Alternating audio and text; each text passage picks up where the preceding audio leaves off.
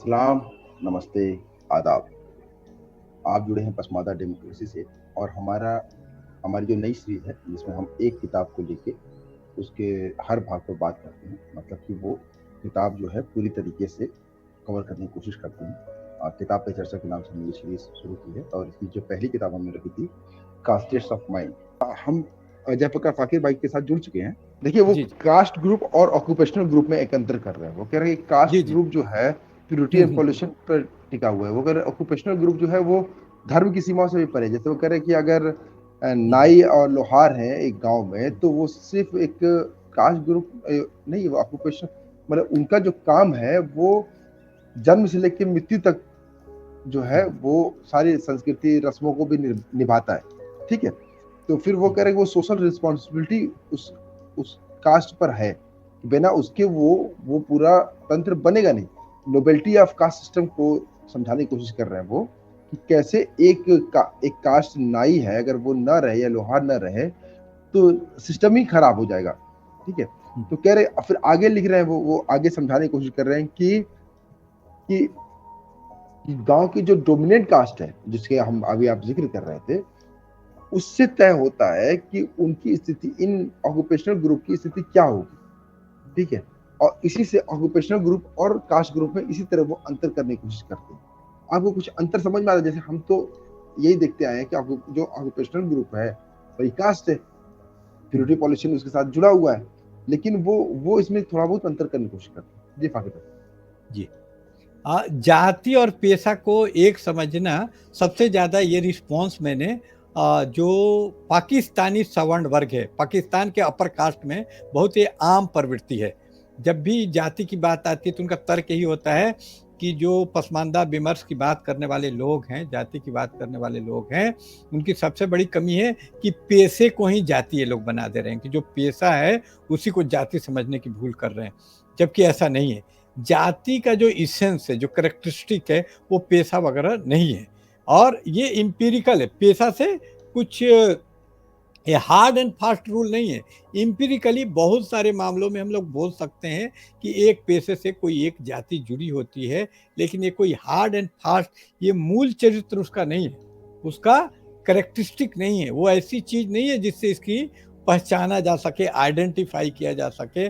उसका मूल चीज है हायरार्की, विषमता, कि वो नीचे होता है। चाहे जो भी पेशा है, जो मोबाइलिटी की बात करती है, वो पेशे को लेकर है कि एक जाति अपना पेशा बदल ले या एक से अधिक पेशों से जुड़ी हुई हो, ये सब संभव है। और ये तथ्य जाति के तथ्य से इनकार करने के लिए नहीं इस्तेमाल किया जा सकता। और एक ही जाति कई कई, जैसे नाई जाति है तो नाई जाति का काम सिर्फ बाल काटना नहीं है। गांव में आप देखिएगा नाई जाति संदेश वाहक के रूप में, शादी ब्याह होता है तो वो जो ब्राह्मण पुरोहित आता है शादी कराने के लिए, उसके सहयोगी के रूप में पान दो तो वो पान देगा, वो सहयोगी के रूप में वो रहता है नाई। फिर शादी ब्याह का जो संदेश ले जाना, निमंत्रण पत्र ले जाने का काम वो करता है।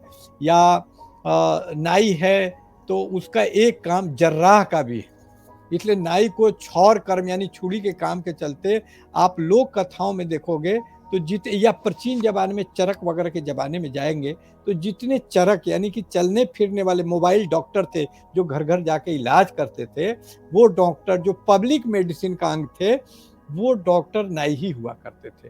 तो इसलिए ये डाइवर्सिटी जो है, ये आप इसको एक मनोहर मौली विश्वास हैं जो बहुत बड़े बंगाल के दलित लेखक हैं, तो उनकी आत्मकथा है अमार भुवने अमी बेची जाती, I survive in my own world करके उसका अंग्रेजी अनुवाद भी किसी सारंगी ने किया है।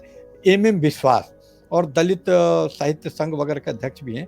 तो वो आत्मकथा जब आप पढ़ेंगे तो आप देखेंगे कि जो चंडाल वहाँ की जाति है वो एग्रीकल्चर लेबरर है, लेकिन ऐसा जब सुखाड़ आ जाता है और वो एग्रीकल्चर उसके सर्वाइवल के लिए पर्याप्त नहीं, भूखों मरने लगते हैं, तो वही मल्लाह का भी काम करने लग जाते हैं, वही जात फिर सब्जी बेचने लग जाती है। तो ये जो पेशे की मोबाइलिटी है वो सिद्ध कर देती है कि जो जाति है वो पेशे से ऐसे हार्ड एंड फास्ट नहीं जुड़ी हुई है, कुछ टाइम बिंग जुड़ी, वो पेशे छोड़ सकती है, लेकिन वो मोबाइलिटी है वो हॉरिजेंटल है। जैसे वो जड़ों वाली मोबिलिटी है। जैसे एक पेड़ में है तो जड़ें हॉरिजेंटल फैलती हैं, जड़ का जो आपसी संबंध होता है वो जड़ नीचे ही रहेगा। जड़ अपने मोबाइलिटी के बावजूद उसको फैलने की आजादी है, लेकिन इसके बावजूद तो मैं इसका एक मेटाफोर रूपक पूरे जो हायरार्किकल समाज का एक पेड़ से करता हूँ। जैसे पेड़ में जड़ें सबसे नीचे हैं, उसके ऊपर तना है, तने के ऊपर शाखाएं हैं, तो एक पूरा हायरार्की जैसे एक पेड़ में होता है, वैसे हायरार्की कास्ट की है कि जड़ों में मोबिलिटी तो है, लेकिन वो मोबाइल होकर ऊपर नहीं आ सकता, वो कभी ब्राह्मण नहीं बन सकता है। कोई एग्जाम्पल आप नहीं बता सकते हैं आज के दौर से कि कोई आदमी ब्राह्मण हो गया हो, वो वहीं रहेगा। वो मलाह का काम छोड़ के एग्रीकल्चर लेबरर बन सकता है, किसी मजदूर बन सकता है, ये बन सकता है। इसके उदाहरण आपको बंगाल में मिल जाएंगे कि जो चंडाल जाति थी जिसका काम उत्तर भारत में अलग है। चंडाल का काम था जो घाट है मुर्दों से रिलेटेड, या चंडाल का काम हमारे बिहार में जाएंगे तो सूप बिनना, डोम का काम ये सूप बिनना है, जबकि डोम का काम दिल्ली में है तो सफाई करना है इसके वेंचर के रूप में। तो अलग अलग स्थान और समय के अनुसार उनके पैसे बदले हैं, लेकिन ये तथ्य नहीं बदला कि वो जो जाति थी वो नीचे ही रही, यानी जड़ छोड़कर वो तना नहीं बन पाई।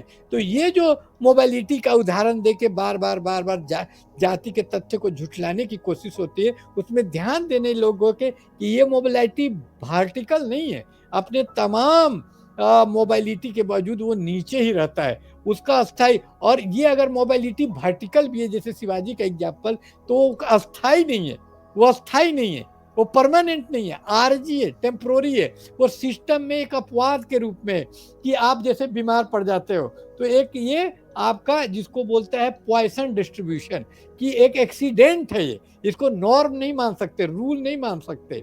ये एक सिस्टम, कोई भी सिस्टम परफेक्ट नहीं होता है। उसका एग्जाम्पल है कि कास्ट सिस्टम भी परफेक्ट नहीं है। तो ये इसकी आलोचना फैनो ने की, फैनो या फैनन बोल लीजिए, फ्रेंच उच्चारण फैनो है। तो फ्रांज फैनो ने बोला कि किसी भी एट्रोसिटी को उसके एक्सट्रीम रूप में या जब परफेक्ट है तभी पहचानना, ये एक बुर्जुआ रूलिंग क्लास की भूल है, ये एक कॉग्निटिव डिजोनेंस है उनका, यानी ज्ञान का तंत्र में उनकी खामी है सबसे बड़ी, कि जब तक परफेक्ट नहीं हो तो उसको स्वीकार नहीं करते। तो कास्ट सिस्टम भी परफेक्ट नहीं है। ये जो हायरार्की बनाई गई है मनु की, ऐसी नहीं कि टूटती नहीं रही है, उसके खिलाफ रिबेल नहीं होता रहा है, चेंज नहीं आता है, कोई शिवाजी नहीं आता है या कोई परमार नहीं आता। शिवाजी ही क्यों, प्राचीन काल से ही अपराइजिंग जो तथाकथित छोटे कास्ट का होता रहा है, चाहे वो नाथों का विद्रोह हो, सीधों का विद्रोह हो, ब्रजानियों का विद्रोह हो, विद्रोह होता रहा है। ये सिस्टम में डेंट लगता रहा है, लेकिन सिस्टम इसके बावजूद बहुत ड्यूरेबल है, बहुत अस्थायी है।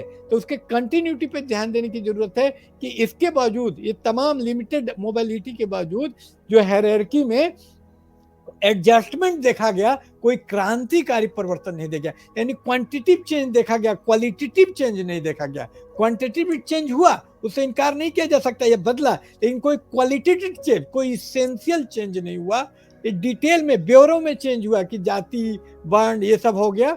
और आप देखिएगा कि जो रूलिंग क्लास था, तो इस पर तो बाबा अम्बेडकर ने भी इस पर टिप्पणी की कि जो बाकी वर्ण हैं वो जातियों में बढ़ गई, न्यूमरस उसका, और जो दो ही ऐसे वर्ण थे जो जाति भी है, ब्राह्मण वर्ण भी है, जाति भी है, बल्कि और पीछे जाए तो धर्म भी है। जब रिजले या तमाम ब्रिटिश सेंसस हुए तो उसमें ब्राह्मणों ने अपना धर्म हिंदू नहीं लिखवाया।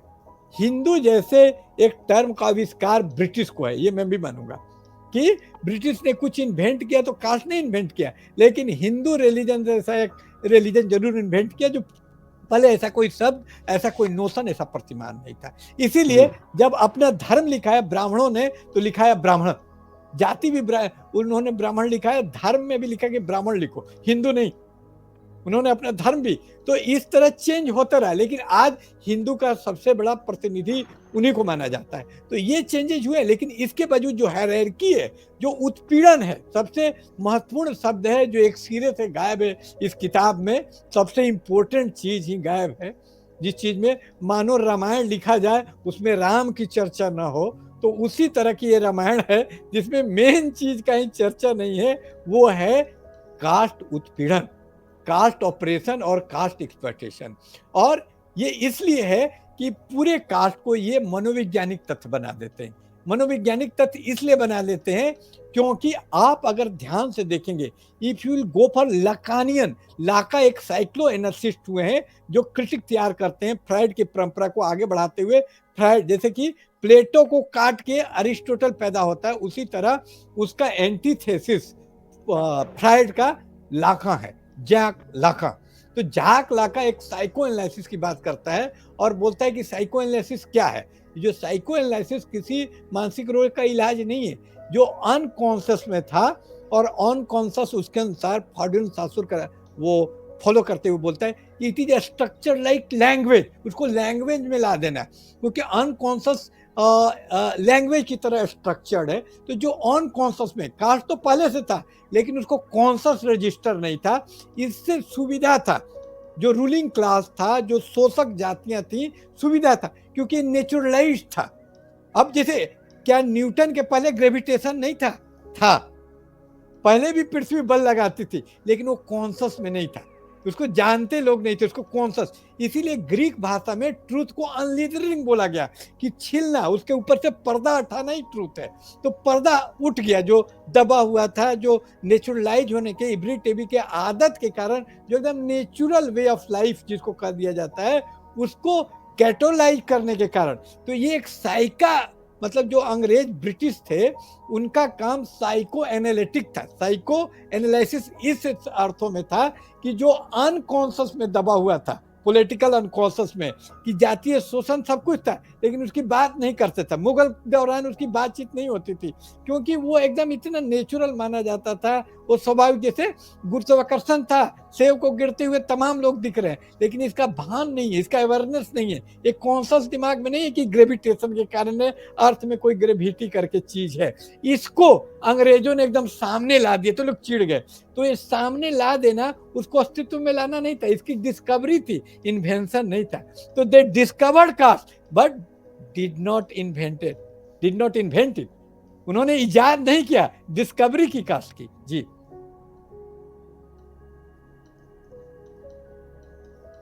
अब मैं थोड़ा आगे बढ़ रहा हूँ जी। फकीर भाई, देखिए वो आगे बढ़ रहे हैं, वो बता रहे हैं कि 18वीं-19वीं सदी में बहुत से, जैसे मैकेंजी का पूरा उन्होंने एक चैप्टर ही एक तरीके से डाल दिया। उन्होंने कहा कि किस तरीके से उन्होंने क्या किया, टेक्सचुअलाइजेशन किया ट्रेडिशन का। ठीक है, उन्होंने कहा कि उन्होंने, जैसे कि जिसको हम आज मैसूर का सर्वे के रूप में देखते हैं, वो कह रहे हैं वो उन्होंने क्या किया कि सारे जितने अपने वक्त के जितने जितने भी बादशाह सुल्तान उस वक्त में थे, वो जो गांव थे, और उन गांव का, दक्षिण भारत की बात कर रहे हैं, तो वहाँ का बहुत माइन्यूट डिटेलिंग की, और उन डिटेलिंग करके उन्होंने उसको एक सर्वे के रूप में लेके आए। ठीक है, देखिए वो लिख रहे हैं, मैं वो पढ़ देता हूँ कि his survey aim to make the land known, employing and combination of mapping technique. वो कह रहे हैं कि इस तरीके से वो उन्होंने सर्वे किया ताकि अंग्रेजों को आसानी से भारत समझ में आ जाए। क्यों समझ में आने की जरूरत है? क्योंकि अगर वो जान लेंगे कि भारत में शासन कैसे होता रहा है तो आगे भी शासन करना उतना ही आसान हो जाएगा। हम ये जान ले कि किस तरह, कौन से कमांड इनको देते तो इनको इसको जो है ये फॉलो करते हैं, तो हम भी उसी तरीके से कमांड देना सीख जाएंगे। तो उन्होंने मैपिंग भी की, उन्होंने सर्वे किया बाकायदा। His effort to document the genealogy of displaced local elite such as Rajas, Chhatris were influenced by the East India Company need to manage claim of political legitimacy। मैं बहुत लंबा है, मैं पूरा नहीं पढ़ रहा हूँ, मैं बताना ये चाह रहा हूँ कि उन्होंने उस तरीके से इन्फ्लुएंस करने की कोशिश की कि ये कैसे राजा किस तरह का कर, उनकी जेनोलॉजी क्या है। ठीक है, कि अच्छे तो भारतीय किसको अपना राजा मानते हैं, तो इनको कैसे शासन हो। तो कह रहे ऐसे करते हुए मैकेंजी क्या किए कि उन्होंने हर चीज को लिखना शुरू किया, लिख के उसको कोडिफाई कर दिया। तो हर चीज अब क्या होगी, कोडिफाई होगी। इवन कि आपका रिचुअल कस्टम जो फ्लूइड थे वो भी कोडिफाई हो गए। तो इससे समस्या, कह रहे हैं कि समस्या ये आई कि हम अब एक बदी हुई कैटेगरी में पूरे हिंदू समाज को देखने लगे जो ऐसी थी नहीं। ठीक है, मैं और थोड़ा देख रहा हूँ, or the history and the specific culture. Mackenzie's approach to collecting historical material was characterized by critical understanding of how history was constructed within specific culture, genre and political context. ठीक है। और इस मैं वो मैकेंजी की बात यहाँ पे इसलिए लेके आ रहा हूँ कि वो ये कह रहे हैं कि हमने हर अंग्रेजों ने हर चीज को टेक्सचुअलाइज कर दिया, और टेक्सचुअलाइज करने का क्रम ये हुआ कि फिर हिंदू धर्म को, जो एक सनातन धर्म था जिसकी परंपराएं जो है सदियों से चली आ रही और लोग अपने हिसाब से उसको फॉलो करते थे, उसकी भी हमने उसको भी रिचुअल्स को भी कि कौन किस तरह उठेगा बैठेगा खाएगा क्या होगा इस रिचुअल उसको भी कि हमने अंग्रेजों ने टेक्सचुअलाइज कर दिया। तो इससे जो है हिंदू धर्म धर्म जो है वो बद गया। ठीक है, ये उन्होंने कहा था। इस पे हमने ऑलरेडी बहुत बात कर ली, तो इस पे ना टाइम वेस्ट किया जाए, अब हम आगे चलते हैं। ठीक है, आगे उन्होंने, मैं एक मिनट रुकिए, हाँ, अब वो यहाँ के जमीन बंदोबस्त पे बात करते हैं ना। वो ये कह रहे हैं कि जब अंग्रेजों ने यहाँ पे देखा कि टैक्स कलेक्शन का एक पुराना मेथड वो काम नहीं कर रहा और विद्रोह उद्रोह भी हो गए थे, तो अब वो जमीन के मालिक अब अंग्रेज बन गए। जब अंग्रेज बन गए उसके मालिक, तो उन्होंने पुरानी जितनी वफादारियां थी वो चेंज हो गई, क्योंकि पहले जमीन का मालिक राजा उस तरह से नहीं हुआ करता था, मतलब कि वो बटे हुए थे। ठीक है, कुछ ही जमीन थी जिसको जो कर मुक्त थी वो जो है दी जाती थी सेवा के बदले में, लेकिन अब पूरे पूरे मालिक हो गए अंग्रेज। तो अब नए वफादार पैदा हुए, तो जमींदारी व्यवस्था, रैयतवाड़ी व्यवस्था, महलवाड़ी व्यवस्था, ये 3 व्यवस्था बनाई गई। मुनरो का उन्होंने जिक्र किया बकायदा कि कैसे अब भारत की जनता रैयत बन गई अंग्रेजों की। अब वो टैक्स सीधे अंग्रेज को दे रहे हैं। बिचौलियों को उन्होंने रैयत वाली व्यवस्था में एटलीस्ट उन्होंने 20 से हटा दिया बिचौलियों को।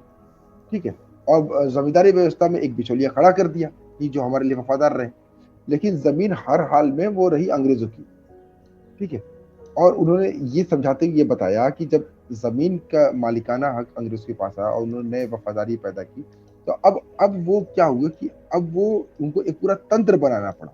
सो कह रहे कि अब वो एडमिनिस्ट्रेशन में आ गए, उनको पूरी एक ब्यूरोक्रेसी बनानी पड़ी, तभी तो टैक्स ले पाएंगे।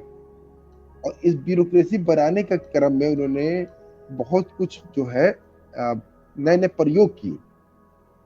ठीक है, तो वो उस पर बात कर रहे हैं। तो रैयतवाड़ी व्यवस्था पे के इंपॉर्टेंस पे थोड़ा सा हम बात कर लेते हैं, फिर उसके बाद आगे क्वेश्चन करते हैं। देखिए, ये मैंने ये क्वेश्चन भी डाल रखा था, is what way did the implication of the Ryotwari system under the Munro reflect broader transformation in British colonial rule and the authoritative production of information in the early 19th century। तो इसमें हमारे लिए जो महत्वपूर्ण है वो बाद वाला वाक्य, क्योंकि अगर हम उसके इकोनॉमिक विश्लेषण में जाएंगे तो बहुत समय वो चला जाएगा, वो अलग ही एक मुद्दा है। लेकिन जो दूसरा वाला पार्ट है प्रोडक्शन ऑफ नॉलेज, जो कि वो मुख्य कंसर्न है डर्स्ट का, तो उस पर हम लोग केंद्रित करेंगे, फोकस करेंगे कि किस तरह से रैयत वाली व्यवस्था के लिए ज़रूरी था ज़मीन का, जो जैसे अकबर के टाइम में टोडर मल को काम पे लगाया गया कि भाई तुम इसका, और इसके दौरान जब ये लगान लेने के लिए या रेवेन्यू लेने के लिए, लैंड रेवेन्यू लेने के लिए, भू राजस्व के लिए जब जो नाप जोख चलती है, तो ये नाप जोख पूरा ट्रांसफॉर्म कर देती है जो नॉलेज का सिस्टम है। पहले जो उनके बारे में राय थी, तो इससे एक नॉलेज सिस्टम भी क्रिएट होता है। ये सिर्फ मामला भूमि बंदोबस्त का नहीं रह जाता, लैंड सेटलमेंट का नहीं रह जाता, बल्कि इसके दौरान जो एक सिस्टम लेखा जोखा की वजह से एक नॉलेज सिस्टम का भी विकास होता है। तो इसी तरह रैयतवाड़ी जो व्यवस्था थी, जिसमें रैयत से आप आज भी उसका प्रभाव देखेंगे कि कुछ जातियां राय टाइटल रखती हैं, तो ये राय टाइटल कोई राजा उजा से जो रॉयल है उससे वो राय नहीं बना है, जो ब्रिटेन का रॉय है उससे नहीं बना है। ये रैयत लोग थे, जो छोटे किसान थे, क्योंकि किसान भी अलग अलग टाइप के थे। तो जो किसान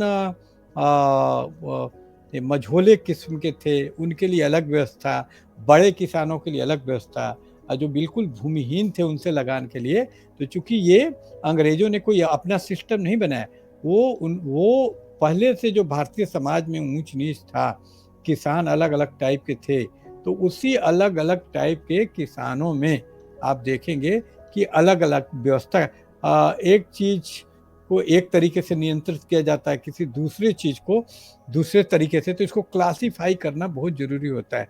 जैसे आप इनकम टैक्स किसी से लेना है तो सैलरीड क्लास के लिए अलग फॉर्मेट होता है, अलग तरीका होता है, बिजनेस के लिए कॉरपोरेट टैक्स होता है। तो ये हर टैक्सेशन व्यवस्था में अलग अलग व्यवस्था करनी पड़ती है। ये एक स्टैंडर्ड, एक मानक प्रशासनिक प्रणाली है। तो यही काम अंग्रेजों ने भी अपने टैक्स रेवेन्यू प्रशासन के लिए, रेवेन्यू एडमिनिस्ट्रेशन के लिए किया था।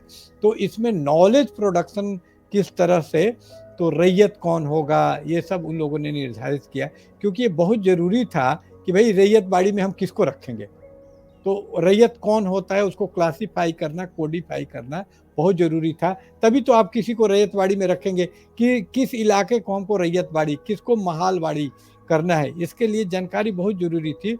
तो उन्होंने अपना एक knowledge system, production of knowledge, एक एडमिनिस्ट्रेटर लगाया जिन लोगों ने माइन्यूट उसका, इसीलिए आज भी कहा जाता है कि लैंड रिकॉर्ड या डॉक्यूमेंटेशन अंग्रेजों की बड़ी तारीफ की जाती है कि बड़ा मेटिकुलस है।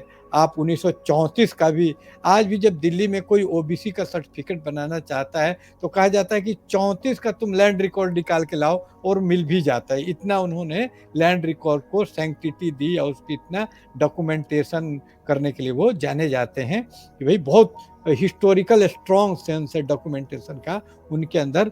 तो इस डॉक्यूमेंटेशन से इनका कहना है डर का कि ये डॉक्यूमेंटेशन भारत के समाज को रिजिड बनाता था। ये डॉक्यूमेंटेशन वो एक तय हो गया, उसकी जो फ्लूइडिटी है उसको नष्ट कर दिया, जबकि ऐसा प्रूफ नहीं मिलता है कि किसी चीज के डॉक्यूमेंटेशन से किसी तरह का कंट्रोल। फाकिर भाई वो ये समझाने की कोशिश कर रहे हैं कि ये डॉक्यूमेंटेशन ये हुआ, तो ये जो सर्वे हो रहा था, ये इतना जो काम कर रहे थे, इसी के आधार पर तो पूरी व्यवस्था बनाई गई। कह रहे कि ये जो अंग्रेज काम कर रहे थे कि सर्वे कर रहे हैं, मैपिंग कर रहे हैं, जीनोलॉजी खोज रहे हैं, तो और फिर उन्होंने क्या कि जमीन को भी आके टेस्ट किया कि अच्छा ये इसकी पैदावार कितनी होगी, कितना टैक्स लगाया जाए। मैंने बताया कि पहले विद्रोह हो गया था, विद्रोह आगे ना हो उसके लिए उन्होंने पूरी व्यवस्था तय की थी। तो टैक्स लेने की व्यवस्था तय हुई, जमींदारी, रैयतवाड़ी, महालवाड़ी जो सिस्टम जो आए, तो कहा कि उसने, अंग्रेजों ने इस पर बहुत फोकस किया कि कैसे जो है हम जो है साइंटिफिक मेथड इस्तेमाल करके टैक्स सिस्टम को भी साइंटिफिक करने की कोशिश करें कि पैदावार इतनी तो इतना टैक्स होना चाहिए, इतनी कम है तो इतना होना चाहिए। तो रैयतवाड़ी व्यवस्था में ज्यादा टैक्स था, है ना, जमींदारी व्यवस्था की तुलना में, लेकिन रैयत ज्यादा खुश थे। जब यहाँ पे नारा लग रहा था हम महारानी की रैयत बनना चाहते हैं, जब यहाँ पे जब जमींदारों के खिलाफ जो है विद्रोह हुए हैं जो उत्तर भारत में, तो यहाँ के लोग कहते थे कि हम महारानी की रैयत बनना चाहते, क्योंकि जब उनकी रैयत बने तो फिर उनको सुविधाएं भी मिलती थी। ठीक है, तो वो ये समझाने की कोशिश कर रहे हैं यहाँ पे कि ये पूरी व्यवस्था बनाई गई थी टैक्स कलेक्शन के और इस सब के लिए, और ये पूरा सर्वे वर्वे जो काम हो रहा था वो यही इसलिए हो रहा था, या जितने ये ओरिएंटलिस्ट यहाँ पे काम कर रहे थे, जैसे मैंने नेपोलियन का जिक्र किया था, नेपोलियन ने ममलूक से मतलब खुद हमला किया नेपोलियन, और उनके राजा को मार, वहां पर सिस्टम खराब कर दिया। फिर वो कहा मैं खुद मुक्तिदाता हूँ, अब मैं तुमको ममलूक के जो जबर से बचाने आया हूँ। और ये भी तय किया कि नहीं, वो सही इस्लाम फॉलो नहीं कर रहे थे, इस्लाम क्या है ये भी मैं ही बताऊंगा तुमको, सही इस्लाम को फॉलो करना क्या है। तो वो कह रहे हैं वैसे ही नैरेटिव यहाँ पे ये लोग कर रहे थे। यहीं तक हम इस हमारा आज का जो है डिस्कशन यहीं तक है, हम बहुत लंबा डिटेल गए। अगला जो पार्ट है वो बड़ा इंटरेस्टिंग है कि अब वो बात चलेगी कन्वर्सेशन ऑफ कास्ट, फिर जो है पॉलिसिंग ऑफ ट्रेडिशन, ठीक है, फिर बॉडी ऑफ कास्ट, ये सब है। अब जो इसका जो लास्ट है जिसके लिए हम पूरी किताब पढ़ रहे हैं, वो सबसे मजेदार डिस्कशन होगा, क्योंकि उसमें अब toward the nationalism of sociology of India, फिर जो है पेरियार, अंबेडकर, गांधी के ऊपर बात है, caste politics and politics of caste, इन तरीके से वो डिस्कशन है। तो ये आखिरी वाला पार्ट सबसे बेहतरीन होने वाला है। तो अब अगला इसमें एक बात मैं जोड़ना चाहूंगा, कार्यक्रम अब अपने आखिरी दौर में है अगेन, फिर भी एक बात नहीं तो मैं भूल जाऊंगा कि मैं जोड़ना ये चाहता हूँ कि ये सही है कि ब्रिटिश के आने के प्रति कास्ट फ्लूइड था, क्लास में तरलता थी, लेकिन वो तरलता उच्च जातियों के हित में बनाई हुई आविष्कार की हुई तरलता थी। ये उच्च जातियों ने बनाया था, क्योंकि कास्ट की रिजिडिटी उच्च जातियों के पक्ष में नहीं है।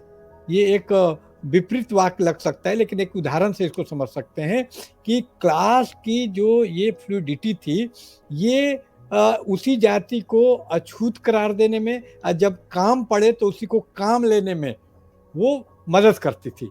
उसके किसी स्त्री से शादी करनी है तो तुरंत कास्ट खत्म हो जाता था, वो कर लेते थे। अगर कास्ट बहुत स्ट्रिक्ट, तो अंग्रेजों ने स्ट्रिक्ट कर दिया, तो इसे घाटा क्या लगा कि यूनिवर्सलाइजेशन हो जाने से कि जो अवसरवादी अपॉर्चुनिस्ट कास्ट सिस्टम की जो अपॉर्चुनिस्ट प्रवृत्ति है वो रुक गई। तो इसीलिए ये जो इसका कोडिफिकेशन से इतना चिढ़ जो डस के अंदर या ऊंची जातियों के अंदर इसीलिए चिढ़ है कि इसके बाद ये संभव सबके लिए एक ही नियम बन गया। तो उसके बाद वो नियम गलत हो सही है अलग बात है, लेकिन नियम वो क्या बन गया, सबके लिए एक, जिसके कारण पहली बार जो कास्ट सिस्टम को अंग्रेजों ने कायम रखा, तो इसके डायलेक्टिक्स को नहीं देख पा रहे कि अंग्रेजों के दौरान ही ये संभव हो सका कि एक राजा तक को, ब्राह्मण को पहली बार फांसी मकाले के कोड बनाने के बाद नहीं थी। उसके पहले कोई मुगल काल, तुर्क काल इतनी आए, ब्राह्मण जजिया कर से ही मुक्त नहीं थे, उनको कभी फांसी नहीं दी गई। पहली बार अंग्रेज के टाइम में एक मर्डर का या किसी अपराध में एक ब्राह्मण को फांसी दी गई। तो ये जो कोडिफिकेशन था, ये जो फ्लूइडिटी थी, जिसका फायदा ब्राह्मण उठाता था कि बुल्ले शाह बोल देता है कि बुल्ले ने की जाना मैं कौन, में कास्ट सिस्टम नहीं मानता, क्योंकि उसको सपोर्ट चाहिए लोअर कास्ट को अपना आंदोलन चलाने के लिए। तो तुरंत वो कास्ट से, जैसे सेल्फ होता है कार का, कि जब इंजन चल निकला तो डिसंगेज हो गए, जब उसकी हेल्प चाहिए, क्योंकि फूको बोलता है कि सत्ता जनता के पास होती है, छोटे जात के पास सत्ता ही, तो सारे उसके पास चले जाते हैं कि रामानुजम वगैरह कास्ट से अलग हो जाते हैं। लेकिन जब खाने पीने की बात में, लेकिन सत्ता की बात आती है, तो कास्ट सिस्टम का जो हम लोग रूप बना रखे हैं कि ये बहुत वो, ऐसा नहीं है। कास्ट सिस्टम खुद ब्राह्मण के लिए बाधा बन जाती है, इसलिए ब्राह्मण कास्ट सिस्टम को नहीं मानता है। कास्ट सिस्टम सिर्फ, इसलिए मैं हमेशा बोलता हूं कि Brahmin is casteless, only lower caste are caste. Caste के बंधन में ब्राह्मण नहीं बना है, कास्ट के बंधन में लोअर कास्ट बंधा हुआ है। इस तथ्य को न समझने के कारण ये डर से, या जो भी तमाम यहाँ के अध्येता रहे वो गलत निष्कर्ष तक पहुंचते हैं। इसलिए जो caste belong to Brahmin, but lower caste belong to caste. Brahmin caste का मालिक है और लोअर कास्ट कास्ट का गुलाम है, इसको समझने की जरूरत है।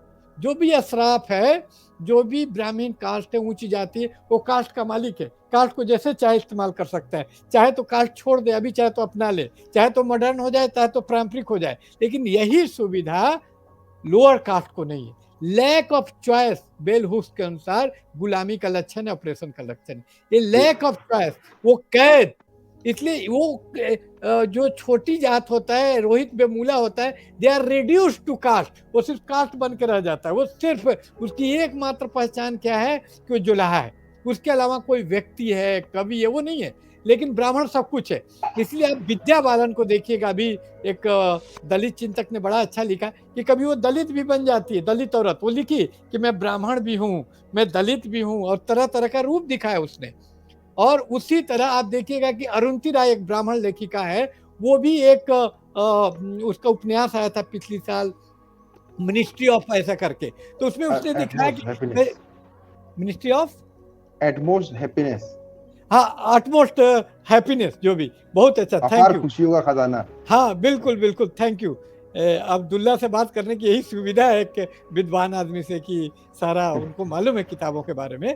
तो उसमें वो क्या दिखलाई कि मैं सब कुछ होना चाहती हूँ, ब्राह्मण सारा अवतार लेना चाहता है, वो दलित भी होना चाहता है। गुलजार भी एक ब्राह्मण लेखक है जिसका असली नाम अवतार सिंह कालरा है, वो पंजाबी ब्राह्मण है, लेट मी आइडेंटिफाई इट। लेकिन ब्राह्मण आइडेंटिफाई नहीं, मैं ये बात बोल रहा हूँ तो सख्त एतराज होगा कि क्यों आप ऐसा बोल रहे हैं, लेकिन जोल्हा को जोल्हा बोल सकते हैं, दलित को दलित बोल सकते हैं। तो वो इनकार करता है, बुल्ले ने की जाना मैं कौन, जैसे फूको बोलता है कि don't ask who I am, वो एकदम फ्लूइड बना रहना चाहता है। और नीचे वाले कास्ट को, लेकिन अंग्रेजों ने क्या किया कि उसको भी एकदम कैद कर दिया ब्राह्मण में, इसीलिए वो रूठा हुआ है। डर का यही आपत्ति है कि भाई हमको भी क्यों कैद कर दिया, नीचे वाले सिर्फ कैद थे तो ठीक है। एक बात और यहाँ पे जो हम छूट गई है, इन्होंने बकायदा इस पे मेंशन किया किताब में, वो ये कह रहे हैं कि जो ब्राह्मण थे, ये कॉलोनियल एडमिनिस्ट्रेशन को जो इंफॉर्मेशन प्राप्त हुई भारतीय कल्चर के बारे में, भारतीय कस्टम के बारे में, लॉ के बारे में, इसका प्राइमरी सोर्स तो ब्राह्मण ही थे, उनका कहना है। क्यों? क्योंकि पढ़े लिखा वर्ग वही था, है ना। और शुरुआत में आप देखिए, जो भी भारत के जो भी राजा राम मोहन राय है, जो भी आप देखेंगे, तो वही वर्ग था जो इंटरेक्शन भी कर रहा था इस पावर से, इस एडमिनिस्ट्रेशन से। तो और जब इनको जब कुछ समझना था कि भारत क्या है, भारत की किताब, हिंदू धर्म की किताब कौन सी है, या इस तरह का, तो उन्होंने ब्राह्मण से ही इंफॉर्मेशन ली। तो यहाँ का जो जो इनका जो अंग्रेजों का जो नजरिया था, कॉलोनियल जो नजरिया था, वो पूरी तरीके से ब्राह्मणवादी मर्द का नजरिया था, जो मैंने शुरू में भी बात कही थी। तो इस बात को उन्होंने बहुत अच्छे से मेंशन किया इस किताब में। तो हमने बात कर ली। फाकिर भाई, कोई और बात छूट गई? एक सवाल था, वो भी ले लेते हैं। कोई बात छूटी हो तो बताइए, वरना सवाल ले लेते हैं एक साथ ही। सवाल देखिए, सवाल आप लोग पूछेंगे तो और इंटरेस्टिंग हो जाएगा कि हमें कुछ और। मैं जोड़ना चाहता हूँ बस कि जो ब्राह्मणों और ब्रिटिश बीबी रिलेशन, इसको मैं बोलता हूँ, ब्रिटिश ब्राह्मण जो रिलेशन था, बीबी वाला रिलेशन, ये बीबी टाइप का था कि लव हेट रिलेशनशिप था, कि कोलैबोरेटर भी थी ब्राह्मण की, जो आपने बताया कि मदद किया, और एंटागोनिस्टिक भी था कि वो आपस में लड़ाई भी थी हीजोमनी के लिए। तो इसको, इस डायलेक्टिक्स को समझने की जरूरत है कि ब्राह्मणों के मित्र ही नहीं थे वो ब्रिटिश, या ब्रिटिश के मित्र नहीं थे, दुश्मन भी थे, तो लड़ाई भी थी, लव हेट रिलेशनशिप था। जी नहीं, शुरुआत में तो इनको जो मॉडर्न नैतिक शास्त्र है, वो तो इनको बहुत पसंद आया ना। जो मॉडर्निटी है, वो तो ब्राह्मणों को शुरू में पसंद है, उन्होंने उसको एक्सेप्ट भी किया था, है ना। अच्छा, उसमें हम अगले उसमें बात करेंगे। अगले में ये सब शायद बहुत सी बात करनी है। आर्य कहाँ से आए, क्या हुआ, क्यों, ये थ्योरी, ये सारे थर्ड वाले पार्ट में ही हम बात करेंगे। अच्छा, एक सवाल ले लेते हैं, सवाल को देखते हैं। एक साथी ने सवाल किया है, वेरी इंसाइटफुल, थैंक यू, शुक्रिया आपका भी भाई। Both my question, if is cataloging would have not happened, census would have not happened, how different castes could have been as it is now? Example of criminal caste, I understand, any example other than this? Thank you. अच्छा, एक बात बस जोड़ दूं, बस उसके बाद कि अगला जो हमारा पार्ट है, उसमें ये क्रिमिनलाइजेशन ऑफ कास्ट वाली जो है, वो बात डिटेल में आएगी। अभी आगे भाई जितना इसका आंसर दे सकते। ये वो क्रिमिनल कास्ट तो हमने एग्जाम्पल दिया था, ये वो सवाल नहीं पूछना चाहते हैं। ये बहुत इनका धन्यवाद, हम लोगों को अप्रिशिएट करने के लिए, इससे हम लोगों का हौसला अफजाई होता है, और ये आपका कोई भी प्रतिक्रिया, कोई भी फीडबैक हमारे लिए बहुत ही महत्वपूर्ण है, और इसी से कार्यक्रम को आगे बढ़ाने, अगला अंक लाने का उत्साह मिलता है। इसके सिवा और कोई बेनिफिट और तमाम जो मुख्य धारा का मीडिया है, उस तरह हम लोग के पास नहीं है। हम लोग हाशिए के मीडिया हैं, तो इसलिए यही एकमात्र मूल्य है जो एक रिम्यूनरेशन है आपके फीडबैक के रूप में। इसके लिए आपका बहुत बहुत शुक्रिया, दिली शुक्रिया। और आपका जहाँ तक आपने पूछा है सवाल, तो बहुत अच्छा सवाल है, बहुत गंभीर सवाल है। इसके लिए भी मैं आपको धन्यवाद देना चाहता हूँ कि कैसे क्रिमिनल कास्ट के अलावा और कौन सी जो कैटेलॉगिंग के कारण जो फर्क पड़ा कि वो कास्ट हो गया। तो ये एक बहुत ही अंग्रेजों के लिए जो कम्प्लेक्सिटी थी कास्ट की इंडिया की, और जो इतने टाइम के अनुसार और देश काल स्पेस के अनुसार भी बहुत वेरी है। बिहार में अलग था, साउथ इंडिया में एक अलग स्ट्रक्चर था, हर जगह हर कास्ट नहीं थी। जैसे कि भूमिहार कास्ट है, वो सिर्फ बिहार और यूपी में पाई जाती है, रेड्डी दूसरे जगह नहीं पाई जाती है। तो ये सब कम्प्लेक्सिटी थी, और उससे निपटना था। जो मॉडर्निस्ट व्यू बड़ा सिंपलिस्टिक होता है, रिडक्शनिस्ट होता है, और modern view he colonial, modernism is colonialism ऐसा कहा जाता है। तो वो उसको कैसे हैंडल कर रही थी, और उसको कैसे किसी का अध्ययन करते हुए उस चीज को भी आप ट्रांसफॉर्म कर देते हैं अध्ययन के दौरान। मतलब जब हम लोग किसी चीज के बारे में सोचते हैं तो रियलिटी के बारे में ही नहीं सोच रहे होते हैं, इस क्रम में रियलिटी को ट्रांसफॉर्म भी कर रहे होते हैं, जिसको कि एंगल्स लिखता है कि जब मनुष्य इम्प्लीमेंट बनाता है, या Arundhati Roy God of a small में लिखती है कि when Velutha was making those furnitures, this furniture, the wooden artwork was also transforming in this course in turn बेलूता की उसकी भी हड्डियां मांसपेशियां बड़ी सुगठित बन रही थी एक सुंदर चीज बनाते हुए। तो कोई चीज बनाते हुए खुद वो सिस्टम ट्रांसफॉर्म हो जाता है, एक सोशलॉजिकल फैक्ट है। तो अंग्रेजों ने भी जो कैटालॉगिंग की, कास्ट का जो क्लासिफिकेशन किया, तो उससे कुछ जो कास्ट थे जो अदरवाइज डिफरेंट इसमें थे सरकारी आंकड़े में, उन कास्ट पे भी काफी फर्क पड़ गया, उसको उस रूप में दर्ज कर लिया। तो आपने क्रिमिनल कास्ट के अलावा और दूसरे कास्ट का जो कैटलॉगिंग है और वो आपने पूछा है, तो उसका दूसरा एग्जाम्पल जिस पर हाल ही में बहुत काम हुआ है वो बिहार की, आप पढ़ भी सकते हैं, शोध और रिसर्च जो पीएचडी कर रहे हैं उसके लिए काफी महत्वपूर्ण काम है। मुसहर कास्ट, मुसहर कास्ट बिहार की कास्ट है जिसमें बिहार के पूर्व मुख्यमंत्री जीतराम मांझी उसी जाति से आते हैं, मुसहर कास्ट से। उनका काम बताया जाता है मूस खाना, मूस यानी कि चूहे खाना उनका भोजन है, और चूहों को पकड़ना। और ये कास्ट इसलिए बनाया गया था कि जो किसान जातियां थीं, चूहे उनके फसलों को नष्ट कर देते थे, तो वो चूहे को मार के खा जाते थे और उसका रक्षा करते थे। तो ये एक फंक्शन था, एक कास्ट इकोनॉमी जिसको मैं बोलता हूँ, तो उसका एक ये था। तो इस कास्ट को, ये कास्ट नहीं एक ट्राइब था, जो धीरे धीरे कास्ट ट्राइब कंटिन्यूम जिसको कहा जाता है, एक ट्राइब थी। और ये एक ऐतिहासिक सत्य है, और अध्ययन से भी यही पता चलता है कि मुसहर लोग एक ट्राइब थे, और ट्राइब को धीरे धीरे हिंदू फोल्ड में या ब्राह्मणिक फोल्ड में शामिल करके एक कास्ट का दर्जा दे दिया गया। तो ये तथ्य जो है उसको एक कास्ट के रूप में दर्ज कर लिया ब्रिटिशर्स लोग ने भी। तो उससे क्या हुआ कि तमाम जो हिस्ट्री को इरेजर का काम किया, उनकी जो प्री हिस्टोरिक प्री कास्ट जो एग्जिस्टेंस था एक ट्राइब के रूप में, वो सदा के लिए मिट गया। जैसे किसी के ऊपर आप फिल्म बनाते हैं चमकीला के ऊपर में, तो हमेशा के लिए चमकीला के इतिहास को आप ट्रांसफॉर्म कर देते हैं। अब जनता की छवि में जो दिखाया है वही छवि बन जाती है, वो आदमी वही बन जाता है, एक फिक्स हो जाता है जो फ्लूइड तथ्य था। यही कारण है कि अरुंधति राय ने गॉड ऑफ स्मॉल थिंग्स में करोड़ों रुपए मिल रहे थे, फिल्म बनाने से इनकार कर दिया कि फिल्म बनते ही उसका फिक्स अर्थ हो जाएगा।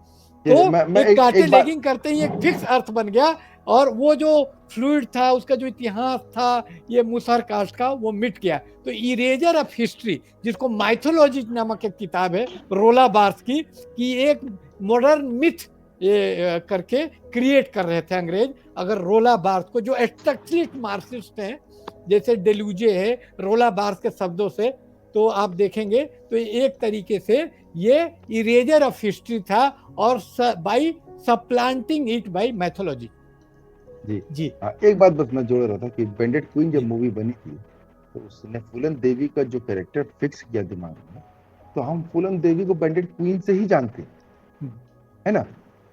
तो उसका बड़ा एक बल्कि यहाँ तक उसका प्रभाव है कि आज भी मैंने फेसबुक पे एक सोशल एक्सपेरिमेंट किया कि फूलन देवी के जन्म के दिन कितना लोग फूलन देवी का फोटो लगाते हैं, या कितना लोग उसकी जो हीरोइन थी सीमा विश्वास का, तो 99%, ये बहुत शॉकिंग है मेरे लिए, कि सीमा विश्वास का फोटो लगा के नीचे लिखा था कि फूलन देवी जैसी महान बहुजन नेता चाहे जो भी है उसको जन्मदिन की बधाई। तो ये इसी को ब्रोदिला हाइपर रियलिटी बोलता है कि भाई जो चटिया मेरा गांव है उसका नक्शा चटिया से बड़ा हो, गाजीपुर से बड़ा गाजीपुर का नक्शा उसका रिप्रेजेंटेशन हो, यानी फूलन देवी से बड़ा उसका रिप्रेजेंटेशन होना, यानी कास्ट से बड़ा कास्ट का रिप्रेजेंटेशन, कैटलॉगिंग हो गया रियलिटी से बड़ा। तो ये इसमें प्रॉब्लमेटिक तत्व था ये कैटलॉगिंग में। जी जी, जी हमने ठीक है, बहुत बहुत शुक्रिया, हमने बहुत बातें की आज, ठीक ठाक बड़ा हो गया वीडियो। आप इसको देखते किसी तरीके से छोटा करने या दो पार्ट में बात निकलेगी तो दूर तक जाएगी।